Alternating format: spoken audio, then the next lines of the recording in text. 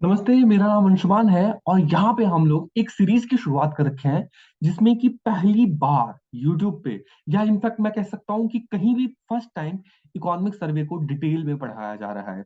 Word to word कहने का मतलब कि जितनी भी इंपॉर्टेंट चीजें डायरेक्टली इकोनॉमिक सर्वे आपके सामने है और उसी इकोनॉमिक सर्वे से आपको पढ़ाया जाएगा। कोई समरी नहीं, कुछ नहीं, फुल फ्लेजेड इकोनॉमिक सर्वे।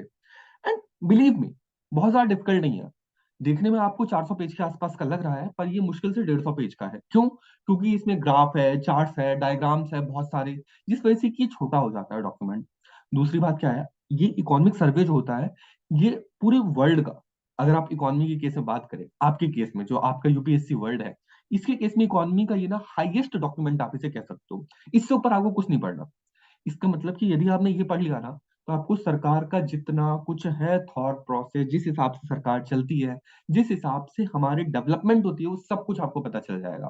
क्योंकि सरकार इसमें सारी चीजें रखती है सामने कि उनका पिछले एक साल कैसा रहा, किस फील्ड में कैसे क्या इन लोगों ने डेवलपमेंट किया, क्या नया चीज इनपुट इसमें लेकर के आए, क्या आगे के बारे में सोच रहे हैं। उन सब चीजों को यहाँ पे दर्शाया जाता है।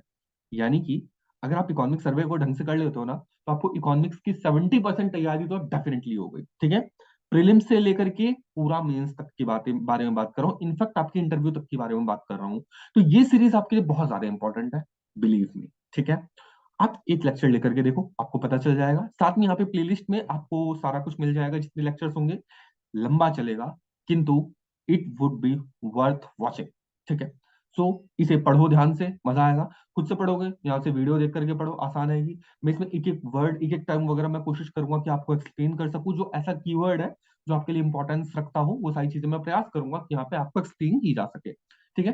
तो चलिए शुरू करते हैं आज की वीडियो को। देखो, पहला चैप्टर का समरी ऑलरेडी प्रोवाइड कर दिया जा चुका है। अब हम उसकी डिटेल में जा रहे हैं कि आखिर एक्चुअल में कहना क्या चाहते हो। ठीक है?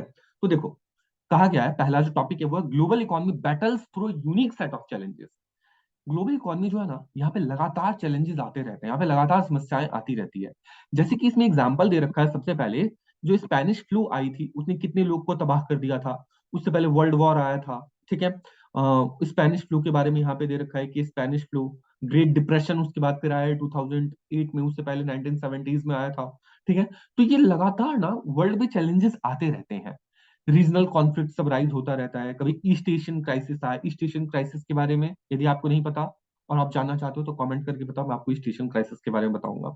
बेसिकली यहाँ पे क्या होता है ना कि यहाँ पे इंडोनेशिया, मलेशिया, थाईलैंड का जो ग्रुप है पूरा, वहाँ पे आसियान कंट्री का, वहाँ पे क्राइसिस आता है, तो उसके बारे में ईस्ट एशियन क्राइसिस आता है।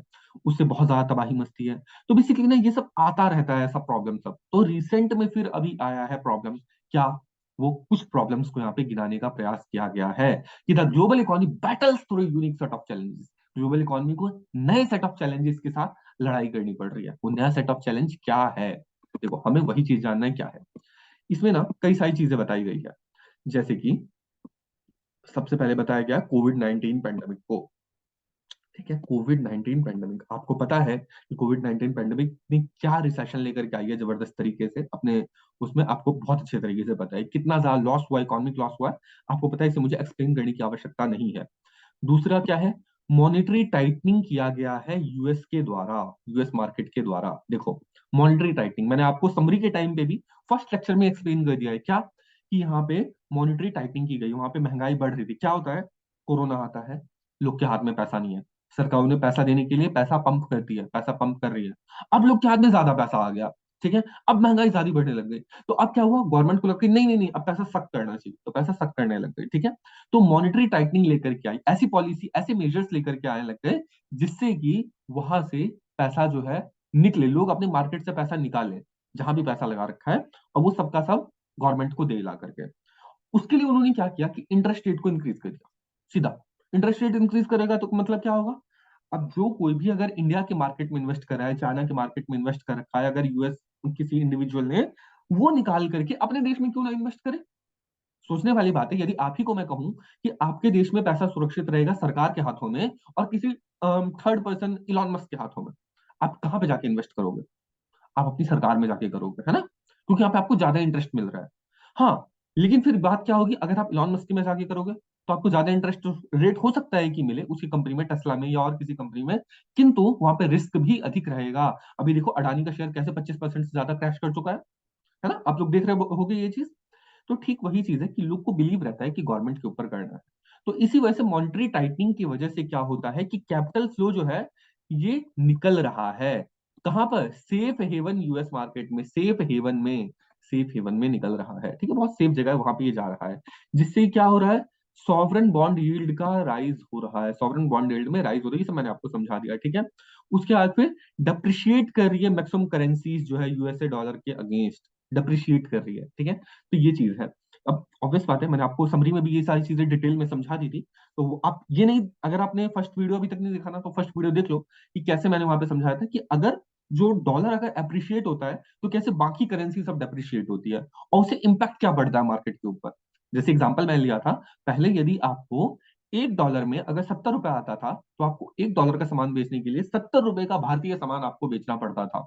अब आपको वही $1 का सामान बेचने के लिए 80 रुपए का सामान आपको बेचना पड़ेगा। तो क्या आपका घाटा हुआ कि नहीं हुआ? बोलो मित्रों, हुआ कि नहीं हुआ? हुआ। ठीक है, उसके अलावा फिर यदि हम तेल इंपोर्ट करना चाहते हैं, ठीक है, यदि हम कुछ भी चीज इंपोर्ट करना चाहते हैं, डॉलर में हम लोग इंपोर्ट करते हैं जनरली, ऑब्वियसली हमेशा नहीं।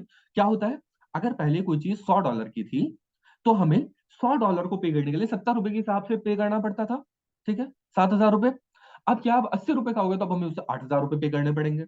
तो हमारी जेब पे तो मार पड़ रही है ना। यही चीज है कि करेंसी डेप्रिशिएट हो जाए, उससे इंपैक्ट क्या पड़ रहा है, वो सारी चीजें मैंने आपको बताई थी, और अभी फिर से हालांकि मैंने आपको एक्सप्लेन कर दिया। ठीक है, तो ये चीज है कि इसे मॉनेटरी टाइटनिंग हुई है। उससे फिर क्या होता है, ये दो चैलेंज है। उसका फिर और चैलेंज क्या है कि अभी लगातार बोरोइंग कॉस्ट इंक्रीज हो रहा है। बोरोइंग कॉस्ट के इंक्रीज होने का क्या मतलब है? जो भी सामान आप लेते हो, बोरो करते हो, जो अगर आपने पैसा लिया है, पैसा बोरो किया है, उसका जो कॉस्ट है ये इंक्रीज कर रहा है। बोरोइंग कॉस्ट, यदि आप मार्केट से जाके पैसा उठाना चाहते हो, अब अगर इंटरेस्ट रेट यूएस मार्केट ने बढ़ा दिया, तो क्या होगा? आप लेना चाहोगे तो कहेंगे भाई ठीक है, तब तो तुम्हें और ज्यादा इंटरेस्ट रेट देना पड़ेगा। अब 10% है, काम नहीं चलेगा, 25% देना पड़ेगा। एक एग्जाम्पल के लिए कह रहा हूँ, ठीक है, दिल पे नहीं लेना, चीजों को समझाने के लिए कह रहा हूँ। तो ये बोरोविंग कॉस्ट आपकी इंक्रीज हो जाएगी। Also stress the high level of public and private debt. Private debt और पब्लिक डेट भी स्ट्रेस में जाएंगी। ये सारी सिंपल समझने वाली बात है, इसमें ज्यादा कुछ ऐसी बात नहीं है। ठीक है, तो ये सारी कुछ प्रॉब्लम हो रही है। ठीक है, और ये जो है ये फोर्थ इकोनॉमिक चैलेंज को दिखाता है। फोर्थ इकोनॉमिक चैलेंज है ये चीज। ठीक है, इससे क्या हो रहा है? Global stagflation. स्टैगफ्लेशन का क्या मतलब होता है? देखो, स्टैगफ्लेशन का मतलब हो रहा है कि आपका इन्फ्लेशन भी हाई है और अनएम्प्लॉयमेंट भी हाई है, दोनों का दोनों हाई है। सोचो, इन्फ्लेशन आपके पास ज्यादा है, साथ में आपकी बेरोजगारी भी है, सोचो दोहरी मार पड़ना। तो स्टैगफ्लेशन है। ठीक है, स्टैग्नेंट हो जाती है आपकी जो भी इकोनॉमी है, तो स्टैग्नेंट हो जाती है। तो इन्फ्लेशन स्टैग्नेंट नहीं हो रही, इन्फ्लेशन हाई है। ठीक है, यहाँ पे शब्द से वो मत कंफ्यूज कर जाना कि हम इसे एकदम शाब्दिक अर्थ ले जाएंगे, नहीं, ऐसी बात नहीं होनी चाहिए। ठीक है, तो स्टैगफ्लेशन। उसके बाद फिर जो ऐसा है कि ये कहा गया है कि स्लो क्रॉस बॉर्डर ट्रेड हो रहा है। अब ऑब्वियसली जब भी यहाँ पे यूएस प्रोटेक्टिव अपनी नीति अपनाएगा, सब चीज को इंटरेस्ट रेट बढ़ा देगा, तो क्या होगा कि एक्सपोर्ट करना हो जाएगा मुश्किल, तो हम लोग एक्सपोर्ट नहीं कर पाएंगे अच्छे तरीके से। तो क्या होगा? स्लो हो जाएगा क्रॉस बॉर्डर ट्रेड। ठीक है, क्रॉस बॉर्डर ट्रेड जो है, बॉर्डर के आर पार जो देश हम करते हैं ट्रेड, वो स्लो हो जाएगा। तो ये हमारा फोर्थ चैलेंज है, चौथा चैलेंज।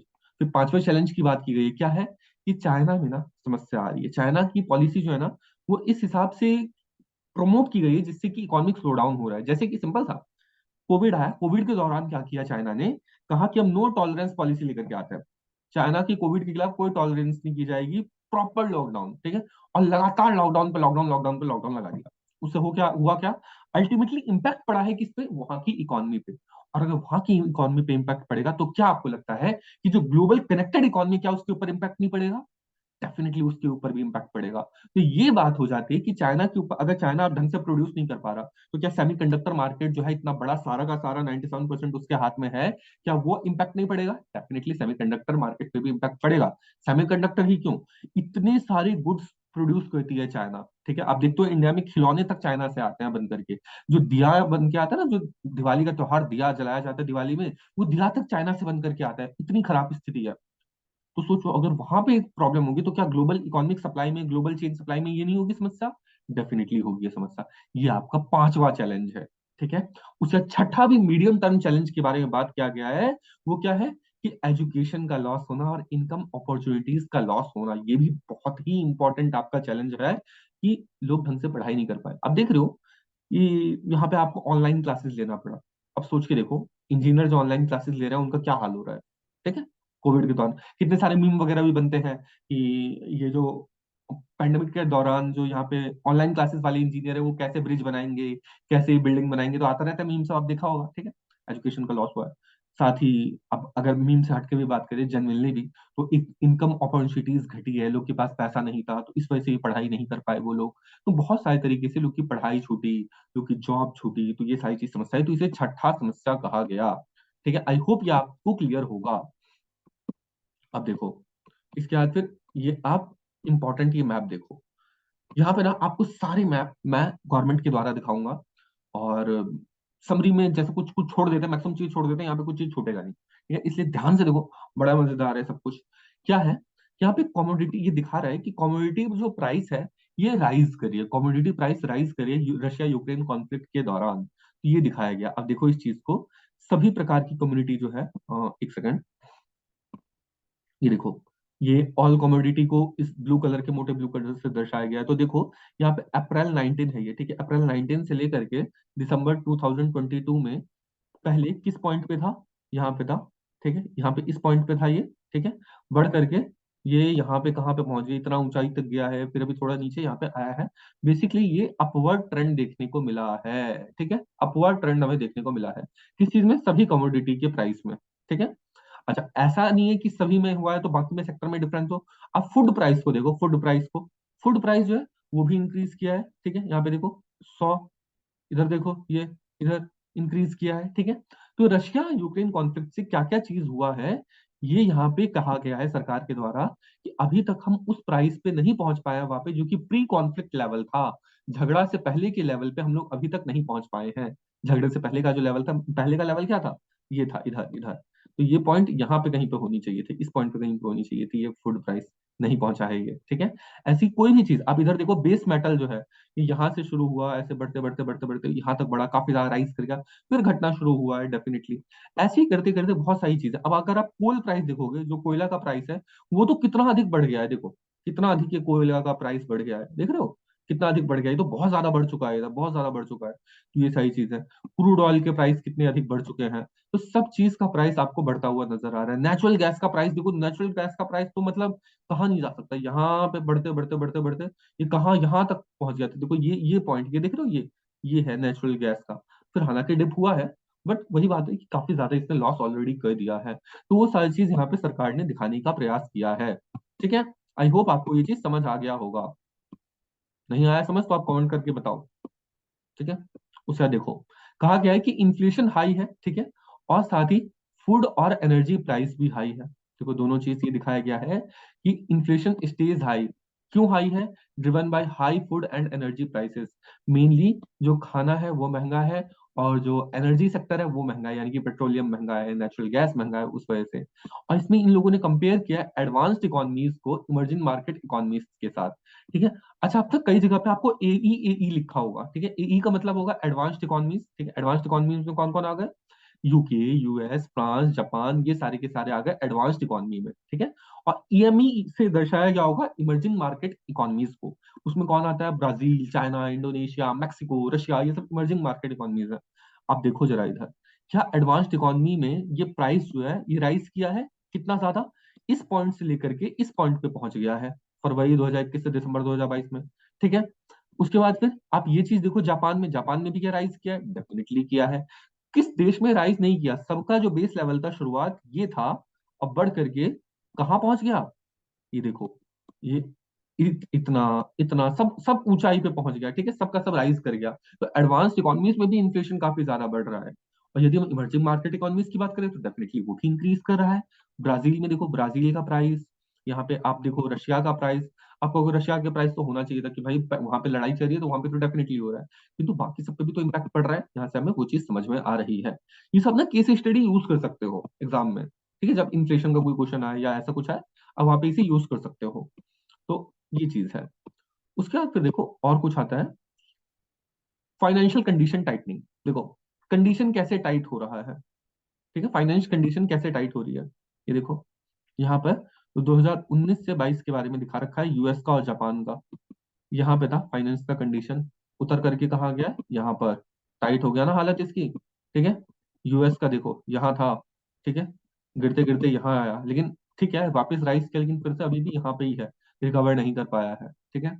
यूरोपियन एरिया है, ठीक है, सब कुछ है ये सब चीज। ब्राजील है, ब्राजील का दिखा रखा है इमर्जिंग मार्केट का क्या सीन है, ठीक है। सॉरी, ब्राजील है येलो से दर्शाया क्या है, तो ये ब्राजील है, और यहाँ पे ये मैक्सिको दर्शाया गया है, ठीक है। तो सबका सब यहाँ पे क्या स्थिति हुई पड़ी है, तो ये सब चीज दिखाया गया फाइनेंशियल आपको कंडीशन, ठीक है। उसके बाद फिर देखो यहाँ पे कुछ इंपॉर्टेंट चीज आता है। अनलाइक द पास्ट, पहले की तरह जब कैपिटल फ्लाइट जो है ना, ये मैंने आपको फर्स्ट लेक्चर में बताया था कि पहले क्या होता था कि जो इमर्जिंग मार्केट है वहां से पैसा जो है वो निकलता था, और अगर कभी भी यूएस के फेडरल रिजर्व ने अगर इंटरेस्ट रेट बढ़ाया तो क्या होता था, इमर्जिंग इकोनॉमी से पैसा निकल करके उनके देश में जाया करता था। किंतु ये पहले की तरह इस बार नहीं हुआ, इस बार कुछ खास हुआ। क्या खास हुआ कि ना, कैपिटल फ्लाइट हमें देखने को मिला है इमर्जिंग इमर्जिंग जो इकोनॉमीज है यहां से तो निकला ही, लेकिन साथ के साथ एडवांस्ड इकोनॉमीज से भी निकला। ये देखो बड़ा ही जबरदस्त चीज, ये इस बार ऐसा नहीं है कि सिर्फ भारत जैसे देशों से ही निकला है, इस बार एडवांस्ड इकोनॉमीज से भी निकला है पैसा, ठीक है, अनलाइक द पास्ट। तो बहुत इंपॉर्टेंट केस स्टडी आपके लिए बन सकती है कि अगर आप दर्शाना चाहो कि अगर क्वेश्चन इस प्रकार का आ जाता है मेंस में कि ये भारत के ऊपर मार पड़ी है इससे, और इससे ग्लोबल, या फिर ऐसा आ जाता है कि not only India is affected due to the rise in monetary tight due to tight monetary policy of US federal reserve, not only India but the whole world is impacted, then what should you write. तो आपको ये लिखना है कि unlike the past, जबकि capital flight जो है emerging market economy से हुआ करता था, अब इस बार देखने को मिला है कि एडवांस्ड इकोनॉमी से भी हुआ है। तो वहां पे हुआ है तो इसका मतलब क्या होगा, वहां पे भी पैसे की कमी पड़ेगी, वो एक विशियस साइकिल में चला जाएगा फिर, क्योंकि जब पैसा ही नहीं रहेगा तो क्या होगा, लोग की जॉब लॉस होगी, जो फायरिंग शुरू हो जाएगी, लोग की फायरिंग शुरू हो जाएगी, क्या होगा, लोग के पास और कम पैसा आएगा, तो ये विशियस साइकिल में चला जाएगा, ठीक है। तो वो चीज है। उसके बाद फिर क्या है कि यहाँ पे ना इसी वजह से कैपिटल फ्लाइट से एक और क्या चीज हुआ है, यहाँ पे यूएस डॉलर जो है वो स्ट्रेंथन हुआ है, ठीक है, मैंने आपको ये अभी दोबारा से समझा दिया, ठीक है। और ये 16% इंक्रीज कर गया है जनवरी से सितंबर के बीच में, 16%, सोचो कितना ज्यादा स्ट्रेंथन किया है ये चीज, ठीक है। तो ये चीज है, इसके वजह से क्या हुआ है कि करंट अकाउंट डेफिसिट जो है ये वाइड हो चुका है, जो बाकी देशों का जो करंट अकाउंट डेफिसिट है वो बढ़ गया। सिंपल सी बात है ना, अगर मान लो आपको किसी चीज के लिए ज्यादा पैसा देना पड़ेगा तो क्या होगा, आपको करंट अकाउंट डेफिसिट तो बढ़ेगा। करंट अकाउंट डेफिसिट मैंने आपको फर्स्ट लेक्चर में समझाया, अब दोबारा जाकर के देखो, नहीं देखा तो, ठीक है। करंट मतलब कि जो रोजमर्रा के लिए आपका जो हो रहा है लेन देन, उसमें जो आपका नुकसान है, ठीक है, जो आपका घाटा है वहां पे, उसे कहते हैं करंट अकाउंट डेफिसिट। बेसिकली अगर आप ट्रेड कर रहे हो, ट्रेड में अगर आपको कुछ पैसा आ रहा है कुछ पैसा जा रहा है, वो करंट अकाउंट में डाला जाएगा, ठीक है। या फिर आप कोई फ्रीलांसिंग सर्विस प्रोवाइड करो, वहां का जो पैसा है वो आपको वो प्रोवाइड किया जाएगा, वो आपको करंट अकाउंट डेफिसिट में माना जाएगा। तो वहां पे वो राइज हो रहा है करंट अकाउंट डेफिसिट, वो घाटा जो है ना वो बढ़ रहा है, ठीक है। ऐसा नहीं कि करंट अकाउंट सरप्लस भी हो सकता है, वो बढ़ता है तो अच्छी बात थी, लेकिन यहाँ पे घाटा बढ़ रहा है। और साथ ही क्या, इन्फ्लेशनरी प्रेशर भी बढ़ रहा है नेट इंपोर्टिंग इकोनॉमीज के ऊपर, जो नेट इंपोर्टिंग इकोनॉमीज है उनके ऊपर इन्फ्लेशनरी प्रेशर भी बढ़ रहा है, महंगाई की मार भी वहां पे बहुत ज्यादा पड़ रही है। तो ये चीज आपको इंपॉर्टेंट, ये लाइन आप स्पेसिफिकली, ये पैराग्राफ आपको स्पेसिफिकली ध्यान रखना है। देखो यहाँ पे ना अब फिर दिखा रखा है यहाँ पे ग्राफ में क्या, यहाँ पे कहा गया है कि हार्डनिंग हुआ है बॉन्ड यील्ड का अक्रॉस इकोनॉमीज, सब जगह बॉन्ड यील्ड बढ़ा है, ठीक है। यूएस के फेडरल रिजर्व ने बढ़ाया, बाकी हर जगह भी बॉन्ड यील्ड बढ़ने लग गया, जैसे कि दिखा रखा है। ये है यूएस का, यूएस की बॉन्ड यील्ड पहले यहाँ पे कहीं पे थी 1.5% के आसपास, बढ़ करके कहाँ चली गई है, 3% के आसपास, ठीक है, 1.5 से 3% के आसपास हो गई है ये। ऐसी अगर यूके की बात करें तो यूके भी देखो 0.5% के आसपास थी, ठीक है, और अभी कितना हो गया, 3.5-4% के आसपास ये भी हो गया है, ठीक है। सबका सब जगह यहाँ पे बढ़ा है, हालांकि जापान में नहीं बढ़ा, ये चीज खास देखने को मिलता है। तो अगर ऐसे स्टेटमेंट बन के आ जाए यहाँ पे कि जो 10 year bond yield is is grown in every countries, ठीक है, हर जगह हर कंट्री में बढ़ा है, तो आप ये कह सकते हो कि देखो बढ़ा तो है, लेकिन हर जगह एक जैसा नहीं बढ़ा, जैसे कि जापान में बहुत अधिक नहीं बढ़ा है, जापान में एक ही जैसा लगभग है, ठीक है। जापान में पहले भी 0% के राउंड था, आज भी 0% की राउंड है, ठीक है। मतलब कि वहां पे सरकार पैसे नहीं देती, सिंपल सी बात है, बैंक में आप पैसा रखो, आपको पैसे देने पड़ते हैं, ऐसा सीन होता है वहां पे, ठीक है। तो ये चीज है। अच्छा, अब अगर ये मान लो कि यहाँ पे अगर आपकी एई मार्केट है, ई मतलब एडवांस्ड इकोनॉमीज मार्केट है, वहां का अगर ये बात किया जा रहा है, तो क्या अच्छा, कि 10 ईयर बॉन्ड यील्ड का मतलब क्या है? 10 ईयर बॉन्ड यील्ड का मतलब क्या है? देखो, आप यहाँ पे कंफ्यूज हो सकते हो। ये ऐसा नहीं है कि 10 साल पहले ऐसा था और अभी ऐसा हो गया, नहीं। ये है, बॉन्ड अलग अलग प्रकार के होते हैं, अलग अलग प्रकार के बॉन्ड इशू किए जाते हैं। जैसे कि कुछ होता है कि आपका ये 2 साल में मैच्योर हो जाएगा, कुछ 5 साल में मैच्योर हो जाएगा, कुछ लॉन्ग टर्म मैच्योरिटी के लिए होता है, जैसे कि 10 साल में ये आपका जाके मैच्योर होगा, कुछ 30 साल में जाके मैच्योर होगा। ठीक है, जो इंफ्रास्ट्रक्चर प्रोजेक्ट वगैरह के लिए किए जाते हैं बॉन्ड इशू, वो बहुत बड़े बड़े टाइम पीरियड के लिए होते हैं, 25-25 30-30 साल के लिए होता है वो सब। ठीक है, तो यहाँ पे बात की है 10 ईयर बॉन्ड यील्ड के बारे में। 10 साल के लिए जो इन्वेस्ट करता है, 10 साल एक डिसेंट अमाउंट ऑफ टाइम है, उसके लिए जो इन्वेस्ट करे वहां पे उन्हें कितना इंटरेस्ट मिलेगा उसके बारे में चर्चा की जा रही है, तो ये चीज आपको ध्यान रखना है। ठीक है। अच्छा, इमर्जिंग मार्केट इकोनॉमीज में भी क्या राइज हो रहा है? डेफिनेटली देखो, ब्राजील के केस में यहाँ पे 7% के आसपास था, अब देखो 13% के आसपास आ गया ये। ठीक है। अब हर देश में देखो, चाइना में लेकिन नहीं हुआ, देखो चाइना में नहीं हुआ। अब चाइना जापान में नहीं हो रहा है, ये चीज आपको ध्यान रखना है। ठीक है, चाइना जापान में नहीं हो रहा है। ये इंडोनेशिया में हो रहा है, इंडोनेशिया में भी नहीं हो रहा है। क्या इंडिया में हुआ राइज बहुत ज्यादा? नहीं हुआ, इंडिया में भी राइज नहीं हुआ। अच्छा, तो यहाँ पे किस में हो रहा है? ब्राजील में हुआ। ठीक है, उसके बाद फिर रशिया में हुआ, उसके बाद फिर मैक्सिको में हुआ। इसका मतलब जो यूरोप के आसपास जो देश है ना, यूरोप अमेरिका के जो क्लोज हैं, जैसे जो रशिया है वो अपना आपको वहां पे मिल जाता है आपका रशिया। ठीक है, यूरोप में मेजर इसका कंपोनेंट है। ब्राजील जो है, ये कहाँ पे है? साउथ अमेरिका में, यूएसए के आसपास। ठीक है, मैक्सिको कहाँ पे है? साउथ अमेरिका में, यूएसए के आसपास। तो यूएसए से जो इन्फ्लुएंस देश हैं, जो कि इमर्जिंग मार्केट इकोनॉमीज है, वहां पे इन्होंने इंक्रीज कर दिया आपका, लेकिन अपने एशिया में ये चीज देखने को नहीं मिला।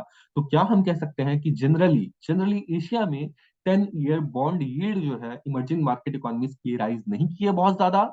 Definitely yes. ठीक है, ये आपको ऐसे एनालाइज करनी है चीजों को। ठीक है, लेकिन इमर्जिंग इकोनॉमीज में बाकी जगह पे हुआ है, ये चीज आपको ध्यान रखना है। तो यहाँ पे ये चीज आपको समझ आ, अब देखो, ये ना नॉर्मली अगर आप समरी पढ़ लोगे ना, आपको ये सब चीजें इतने डिटेल में पता नहीं चलेगी, लेकिन पता होनी चाहिए। अब देखो यहाँ पे खास चीज, यहाँ पे दिखाया गया कि फेडरल फंड रेट जो है वो रेस किया गया है 425 बेसिस पॉइंट से। बेसिस पॉइंट का मतलब क्या है? जो repo rate, reverse repo rate आपने सुना होगा, वहां पे क्या होता है कि बेसिस पॉइंट से बढ़ाया जाता है। जैसे कि कभी कहा जाता है कि 100 बेसिस पॉइंट से बढ़ाया जा रहा है।